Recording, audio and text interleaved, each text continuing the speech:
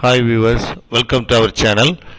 Last நான் ஒரு video போட்டேன், அதெல்லாம் பார்த்துருப்பீங்கன்னு நினைக்கிறேன். அதில் இப்போ பார்த்தீங்கன்னா AutoCAD இன்ட்ரோடக்ஷன் கிளாஸ் எடுத்திருந்தேன். AutoCAD ஸ்க்ரீனோட ஸ்ட்ரக்சர், அப்புறம் அந்த பேசிக் இன்ட்ரோடக்ஷன் எல்லாமே சொல்லியிருப்பேன். இன்றைக்கி நம்ம அதை தியரிட்டிக்கலாக இல்லாமல் ப்ராக்டிக்கலாக பார்க்க போகிறோம். அது AutoCAD எப்படி ஒர்க் பண்ணுறதுன்னு பார்க்க போகிறோம். வாங்க நம்ம வீடியோக்குள்ளே போகலாம். மறக்காமல் வீடியோவை சப்ஸ்கிரைப் பண்ணுங்கள். சப்ஸ்கிரைப் பண்ணிங்கன்னா தான் அடுத்தடுத்து நான் வீடியோ போடுறது உங்களுக்கு தெரியும். ஸோ மறக்காமல் வீடியோவை சப்ஸ்கிரைப் பண்ணிவிட்டு பாருங்கள். இப்போ நம்ம AutoCADக்குள்ளே போயிட்டோம்னு வச்சுக்கோங்க. இதுதான் AutoCAD ஸ்க்ரீன். AutoCAD ஸ்க்ரீனில் பார்த்தீங்கன்னா இப்போ நமக்கு என்ன இருக்குன்னா ஒரு பிளாக் கலர் ஸ்க்ரீன் இருக்கு இல்லையா. இந்த பிளாக் கலர் ஏரியா இந்த இடத்துல கொடுத்துருக்கதான் தான் என்னன்னு பார்த்தீங்கன்னா உங்களுக்கு டிராயிங் ஏரியான்னு சொல்லுவாங்க. இதில் தான் நம்ம டிராயிங்லாம் ட்ரா பண்ணிக்கலாம். ஸோ மாடலிங் எல்லாமே பண்ணிக்கலாம். அதனால் இதுக்கு இந்த ஏரியாவுக்கு பேர் டிராயிங் ஏரியா ஆர் ஒர்க் ஸ்பேஸ்ன்னு சொல்லுவாங்க. அதே மாதிரி நடுவில் ஒரு பெரிய ப்ளஸ் மாதிரி இருக்குது பார்த்தீங்களா, அதுக்கு பேர் கர்சர் அப்படின்னு சொல்லுவாங்க. AutoCAD பார்த்தீங்கன்னா கர்சருக்கு இன்னொரு பேர் இருக்கும். என்ன பேர்னா கிராஸ் ஹேர் அப்படின்னு சொல்லிக்கலாம். அதே மாதிரி கீழே பார்த்தீங்கன்னா ஒரு ஒயிட் கலரில் இந்த இடத்துல ஒரு ஸ்க்ரீன் இருக்கு இல்லையா, இதுக்கு பேர் என்ன சொல்லுவாங்கன்னா கமாண்ட் ப்ராம்ப்ட் ஏரியான்னு சொல்லுவாங்க. இந்த கமாண்ட் ப்ராம்ப்ட் ஏரியாவில் தான் நம்ம என்ன கமாண்ட் வேணுமோ நம்ம கொடுத்துக்கலாம். என்ன இன்புட் கொடுத்தாலும் நம்ம இங்கே தான் நம்ம கொடுக்குற மாதிரி இருக்கும். அதே மாதிரி மேலே பார்த்தீங்கன்னா ஃபைல், எடிட், வியூ இந்த மாதிரி இருக்கும். இதுக்கு பேர் என்ன சொல்லுவாங்கன்னா மெனு பார் அப்படின்னு சொல்லுவாங்க. இந்த மெனு பாரில் கிளிக் பண்ணோன்னா இப்போ கீழே ஒரு விண்டோ மாதிரி வருது இல்லையா, இதுக்கு பேர் என்ன சொல்லுவாங்கன்னா புல் டவுன் மெனு அப்படின்னு சொல்லுவாங்க. ரைட்டா, இது பேர் புல் டவுன் மெனுன்னு சொல்லுவாங்க. சரி, இப்போ நம்ம என்ன செய்கிறோம் அப்படின்னா அன்றைக்கி பார்த்து அதே தான் பார்க்க போகிறோம். என்ன பார்க்க போகிறோம் அப்படின்னு பார்த்தீங்கன்னா லைன் எப்படி ட்ராப் பண்ணுறது. அன்றைக்கி ஒரு 3 மெத்தட் நான் சொல்லி கொடுத்துருந்தேன்.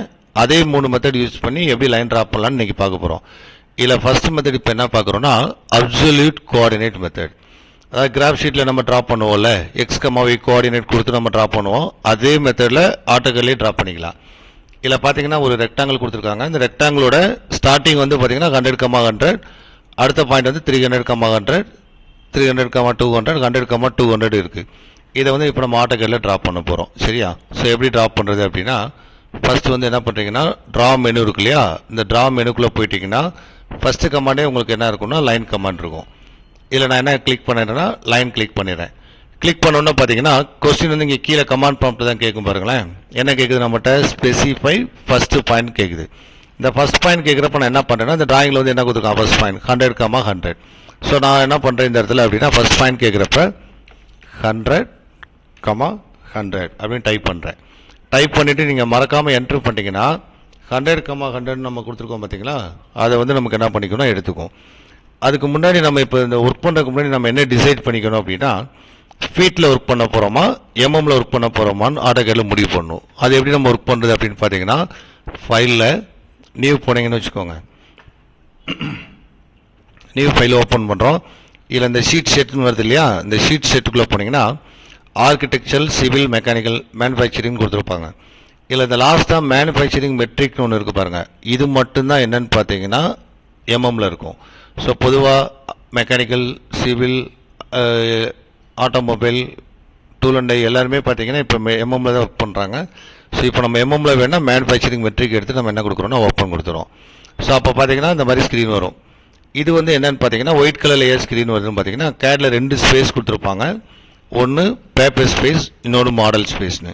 இந்த ஒயிட் கலராக ஸ்க்ரீன் வரதுக்கு பேர் பேப்பர் ஸ்பேஸ். இதெல்லாம் என்னங்கெல்லாம் நம்ம பின்னாடி கிளாஸில் படிப்போம். ஸோ நம்ம இப்போ மாடலிங் ஸ்பேஸ் போக போகிறோம். அப்போ பார்த்தீங்கன்னா கீழே இந்த இடத்துல பார்த்தீங்கன்னா ISO டைட்டில் பிளாக்னு ஒன்று இருக்குது. இதுக்கு பக்கத்தில் மாடல் ஒன்று இருக்கா, இந்த மாடலுங்கிறத கிளிக் பண்ணிங்கன்னா மாடல் ஸ்பேஸ்க்கு வந்துடும். இதுதான் நம்ம ஒர்க் பண்ண ஸ்க்ரீன். அப்போ ஒர்க் பண்ண அதே ஸ்க்ரீன் தான். அதுக்கு பேர் தான் என்னென்னா மாடல் ஸ்பேஸ் அப்படின்னு சொல்லுவோம், இந்த இடத்துல மாடலிங் பண்ணுறதுனால. சரி, இப்போ நான் என்ன பண்ணுறேன்னு பார்த்தீங்கன்னா லைன் கமாண்ட் கொடுக்குறோம். லைன் போயிட்டோம்.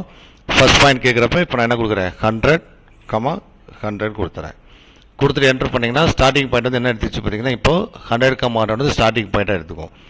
இந்த 100, 100 ஸ்டார்டிங் பாயிண்ட் கொடுத்ததுக்கப்புறம் நீங்கள் மவுஸை மூவ் பண்ணிங்கன்னா என்ன ஆகுது பார்த்தீங்கன்னா நம்ம கூடவே ஒரு லைன் வருதா.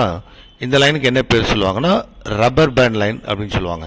பொதுவாக ரப்பர் பேண்ட் நம்ம எவ்வளோ தூரம் வேணுமோ இழுத்துக்கலாம்ல, அதே மாதிரி இதுவும் வர்றதுனால இதை என்ன சொல்லுவாங்கன்னா ரப்பர் பேண்ட் லைன் சொல்லுவாங்க.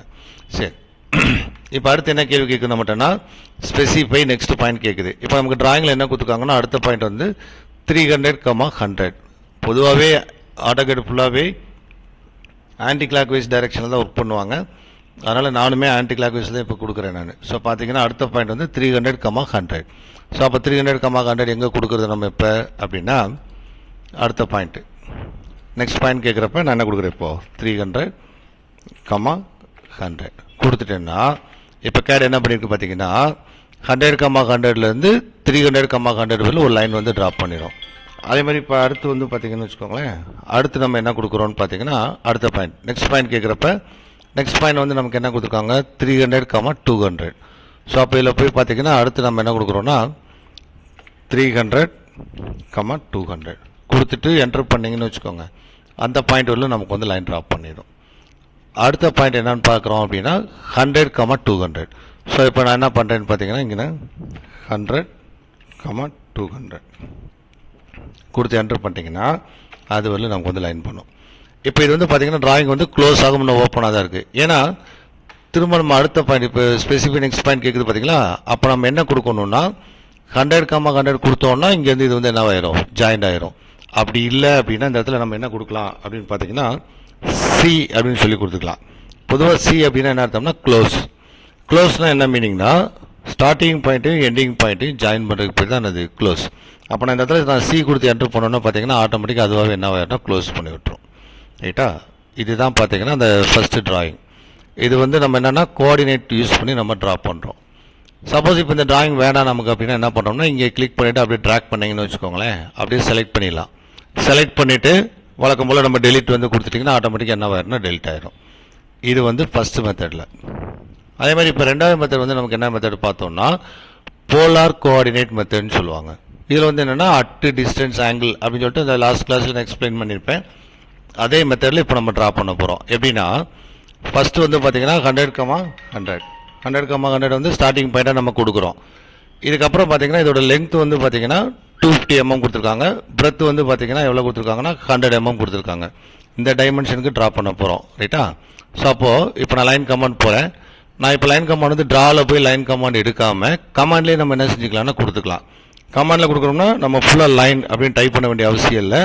AutoCAD எல்லாமே பார்த்தீங்கன்னா கிட்டத்தட்ட ஒரு 90% கமெண்ட்ஸ்க்கு என்ன கொடுத்துருப்பாங்கன்னா ஷார்ட்கட் கொடுத்துருப்பாங்க. ஷார்ட்கட் கொடுக்குறாங்கன்னா என்னென்னா இப்போ நம்ம ஃபுல்லாக உட்காந்து நம்ம கமெண்ட்ஸ் ஃபுல்லாக நம்ம டைப் பண்ணாமல் அதோட ஷார்ட்கட் மட்டும் நம்ம என்ன பண்ணிக்கலாம்னா கொடுத்துக்கலாம். அதுவுமே நான் லாஸ்ட் கிளாஸில் எக்ஸ்பிளைன் பண்ணியிருப்பேன். இப்போயுமே நம்ம அப்படி தான் கொடுக்க போகிறோம். எப்படி கொடுக்க போகிறோன்னு பார்த்தீங்கன்னா லைன் கமாண்டோட ஷார்ட்கட் வந்து எல். ஸோ அப்போ வெறும் எல் மட்டும் நீங்கள் கொடுத்து என்ட்ரு பண்ணிட்டாலே AutoCAD வந்து லைன் கமாண்ட் எடுத்துக்கும். ஸோ இப்போ ஃபஸ்ட் பாயிண்ட் கேட்குதா, நான் என்ன பார்த்தோம் நம்ம 100, 100. ஸோ அப்போ 100, 100 வந்து ஸ்டார்டிங் பாயிண்ட்டாக எடுத்துக்கிச்சா. இப்போ நமக்கு அடுத்து இதில் என்ன கொடுத்துருக்காங்கன்னா லென்த் வந்து 250 mm கொடுத்துருக்காங்க. ஸோ அப்போ இந்த இடத்துல நம்ம எப்படி கொடுக்க போகிறோம் இப்போ அப்படின்னா நெக்ஸ்ட் பாயிண்ட் கேட்குறப்ப வழக்கம் போல் அட்டு கொடுக்குறோம். அட்டுக்கு அப்புறம் 250 mm லென்த்து நல்லா பார்த்துக்கோங்க. அட்டுக்கு அப்புறம் நான் கொடுக்குறது வந்து லென்த்தாக வந்து AutoCAD எடுத்துக்கும். ஸோ அப்போ நான் 250 கொடுத்துருக்கேன். இதுக்கப்புறம் நம்ம என்ன கொடுக்குறோன்னா லெஸ் தேன் சிம்பிள். ஸோ அப்போ லெஸ் தேன் சிம்பிள் கொடுத்துட்டு ஆங்கிள் தரணும். என்ன டிகிரி வேணுமோ அந்த டிகிரி கொடுக்கணும். இப்போ நான் அன்றைக்கி என்ன சொன்னேன்னா ஹரிசாண்டலாக ரைட்டில் போனால் 0 டிகிரின்னு சொன்னேன். அதே மாதிரி இப்போ வந்து நான் என்ன கொடுக்குறேன்னா 0 டிகிரி கொடுக்குறேன். அப்போ பார்த்தீங்கன்னா CAD வந்து 0 டிகிரியில் பார்த்தீங்கன்னா 250 mm வந்து ஒரு லைன் வந்து ட்ராப் பண்ணிடும். அண்டர்ஸ்டாண்ட் ஆகுதா இது உங்களுக்கு? அதே மாதிரி அடுத்து வந்து பார்த்தீங்கன்னா வெர்டிக்கலாக நமக்கு வந்து என்ன பண்ணோம்னா 100 mm நம்ம லைன் ட்ராப் பண்ண போகிறோம். ஸோ அப்போ இதில் வந்து பார்த்தீங்கன்னா என்ன கொடுக்குறேன்னா அட்டு டிஸ்டன்ஸ் வந்து 100 mm லெஸ் தேன் டிகிரி வந்து வெர்டிக்கலாக மேலே போனால் நமக்கு என்ன கொடுக்குறோன்னா 90 டிகிரி. ஸோ அப்போ 90 டிகிரி நம்ம கொடுத்துட்டோம்னா ஆட்டோமேட்டிக்காக நமக்கு லைன் வந்துடும். அதே மாதிரி பார்த்தீங்கன்னா லெஃப்ட்டில் நமக்கு வரணும் இல்லையா. ஸோ இதில் பார்த்தீங்கன்னு வச்சுக்கோங்க லெஃப்ட்டில் வரும். இதில் என்ன டிஸ்டன்ஸ் வரணும் இதே 250 தான் மேலேயும் வரும் நமக்கு. ஸோ அதனால் இந்த இடத்துல நம்ம என்ன பண்ணுறோன்னா at 250 mm less than 180 degree. So 180ன்னு கொடுத்தோம்னா என்ன எப்படி வரும்னா ஹரிசாண்டலாக லெஃப்ட்டில் வந்து நமக்கு என்ன செஞ்சோம்னா ஆட்டோமேட்டிக்காக வந்துடும். இங்கேயுமே நம்ம என்ன பண்ணலாம்னா 270 டிகிரி யூஸ் பண்ணலாம். அப்படி இல்லைன்னா நான் அப்போ சொன்ன மாதிரி சி கொடுத்தீங்கன்னா ஆட்டோமேட்டிக்காக என்ன ஆயிரும்னா க்ளோஸ் ஆயிரும் நமக்கு. ஸோ இது வந்து என்னென்னா ரெண்டாவது மெத்தடில் நம்ம டிராயிங் வந்து கிரியேட் பண்ணிக்கலாம். ஸோ இதையுமே நம்ம வேணான்னா டெலிட் பண்ணிட்டு போயிடலாம். அதே மாதிரி பார்த்தீங்கன்னா அடுத்து என்ன சொல்லியிருப்பாங்கன்னா மூணாவது மெத்தட். இந்த மூணாவது மெத்தடுக்கு என்ன பேர் சொல்லியிருப்பாங்கன்னா ரிலேட்டிவ் கோஆர்டினேட் மெத்தட். இதுவுமே நம்ம லாஸ்ட் கிளாஸில் நான் எக்ஸ்பிளைன் பண்ணியிருப்பேன். ஸோ இது வந்து ரிலேட்டிவ் கோஆர்டினேட் மெத்தட். இதில் வந்து என்ன கொடுத்துருக்காங்கன்னா இந்த லைனோட லென்த் வந்து நமக்கு கொடுக்கல. அதே மாதிரி லென்த் ஆங்கிள் கொடுத்துருந்தாங்கன்னா நம்ம ரெண்டாவது மெத்தடில் போட்டுக்கலாம். ஒருவேளை கோஆர்டினேட் கொடுத்துருந்தாங்கன்னா ஃபர்ஸ்ட் மெத்தடில் போட்டுக்கலாம். அது ரெண்டும் கொடுக்காம என்ன கொடுத்துருக்காங்கன்னா இந்த லைனோட ஹரிசாண்டல் டிஸ்டன்ஸ் கொடுத்துருக்காங்க, அதே மாதிரி வெர்டிக்கல் டிஸ்டன்ஸ் கொடுத்துருக்காங்க. அப்போ எப்படி போடணுங்கிறத இப்போ நம்ம பார்க்க போகிறோம். ஸோ இப்போ நம்ம என்ன பண்ணுறோம்னா அதே லைன் கமாண்ட் போகிறோம். ஃபர்ஸ்ட் பாயிண்ட் கேட்குறப்ப நான் வழக்கம்போது என்ன கொடுக்குறேன்னா 100, 100 கொடுத்துறேன். 100, தான் கொடுக்கணும் இல்லை, நமக்கு என்ன பாயிண்ட் வேணுமோ கொடுத்துக்கலாம். இப்போ நான் 100, 100 கொடுத்துட்டேன். இப்போ இந்த டயக்ராமில் என்ன கொடுத்துருக்காங்கன்னா எக்ஸ் வேல்யூ வந்து 100 கொடுத்துருக்காங்க, ஒய் வேல்யூ 50 கொடுத்துருக்குறாங்க இல்லையா? அந்த டைமென்ஷன் போட போகிறோம். அப்போ இந்த இடத்துல நம்ம என்ன கொடுக்குறோம் அப்படின்னு பார்த்தீங்கன்னா அட்டு எக்ஸில் வந்து பார்த்தீங்கன்னா 100 mm கொடுக்குறோம், ஒயில் வந்து 50 mm கொடுக்குறோம். நல்லா பார்த்துக்கோங்க. At x comma y. First method வந்து நமக்கு வெறும் எக்ஸ் கமா ஒய் தான் கொடுத்துருப்போம். இப்போ இந்த மூணாவது மெத்தடில் அட்டு கொடுத்துட்டு எக்ஸ் கமா ஒய் வேல்யூ கொடுக்குறோம். கொடுத்துட்டிங்கன்னா ஆட்டோமேட்டிக்காக இப்போ என்ன பண்ணணும்னு பார்த்தீங்கன்னா எடுத்துக்கும். இப்போ ஆக்சுவலாக இதில் என்ன நடந்திருக்கும்னா எக்ஸில் 100 mm இருக்கும், ஒயில் வந்து பார்த்தீங்கன்னா 50 mm இருக்கும். சப்போஸ் இதில் நம்ம வேறு எப்படி கொடுக்கலாம் அப்படின்னு பார்த்தீங்கன்னா அட்டு எக்ஸில் வந்து நான் நெகட்டிவ் வேல்யூ கொடுக்குறேன்னு வச்சுக்கோங்க, -100 கொடுக்குறேன், கமா ஒயில் வந்து 50 கொடுக்குறேன்னு வச்சுக்கோங்க. இப்போ எப்படி எடுத்துக்கோன்னா இப்போ நான் என்ட்ரு பண்ணுறேன் பாருங்கள். பார்த்தீங்கன்னா எக்ஸ் இப்போ எப்படி வந்துருச்சுன்னா லெஃப்ட்டில் வந்துடும். ஏன்னா கிராஃப் ஷீட்டோட லாஜிக்கே நமக்கு வந்து என்னென்னு பார்த்தீங்கன்னா ரைட் சைடு போச்சுன்னா +x, லெஃப்ட் சைடு வந்துச்சுன்னா -x. அதேமாதிரி மேலே அப்வேர்டில் போச்சுன்னா +y, டவுன்வேர்டில் வந்துச்சுன்னா -y. அதே லாஜிக் தான் இங்கேயும். ஸோ அப்போ மைனஸ் கொடுத்தீங்கன்னா எக்ஸ் வந்து எப்படி போயிடும்னா லெஃப்ட்டில் போயிடும். அதேமாதிரி இன்னொரு வேறு எப்படி கொடுக்கலாம் இல்லை அப்படின்னு பார்த்தீங்கன்னா எக்ஸ் நெகட்டிவ் வேல்யூ கொடுக்குறேன், -100 கொடுக்குறேன், ஒய்யுமே நான் என்ன கொடுக்குறேன்னா நெகட்டிவ் வேல்யூ கொடுக்குறேன். அப்போ பார்த்தீங்கன்னா எக்ஸ் வந்து லெஃப்ட்டில் போயிடும், ஒய் வந்து டவுன்வேர்டில் வந்துடும். பார்த்தீங்கன்னா அதுக்கேற்ற மாதிரி நமக்கு வந்து கிரியேட் ஆகிடும். இப்போ நம்ம சி வேணால் சி கொடுக்கலாம், இல்லை அப்படின்னா இதே மாதிரி நம்ம கோஆர்டினேட்டாக கொடுக்கலாம். எப்படின்னா அட்டு எக்ஸ் வந்து பாசிட்டிவ் கொடுக்குறேன், ஸோ அப்போ எக்ஸ் வந்து ரைட் சைடு வந்துடும். அதேமாதிரி பார்த்தீங்கன்னா ஒய் வந்து நெகட்டிவ் வேல்யூ கொடுக்குறோன்னு வச்சுக்கோங்களேன். அப்போ ரெண்டுமே ஜாயின் ஆகிடும். பார்த்தீங்கன்னா இந்த மாதிரி பார்த்துக்கலாம். ஸோ அப்போ இந்த 3 மெத்தடை நீங்கள் நல்லா போட்டு ப்ராக்டிஸ் பண்ணுங்கள். பார்க்குறப்ப ஈஸியாக இருக்கும். நீங்கள் கொஞ்சம் ஒர்க் பண்ணிங்கன்னா மட்டும் தான் உங்களுக்கு வந்து யூஸ்ஃபுல்லாக புரியும். பாருங்கள், டவுட்ஸ் எதுவும் இருந்தால் கமெண்ட்டில் கேளுங்க. மறக்காமல் சப்ஸ்கிரைப் பண்ணுங்கள். நான் அடுத்தடுத்து வீடியோ போடுறத பார்த்து யூஸ்ஃபுல்லாக யூஸ் பண்ணிக்கோங்க.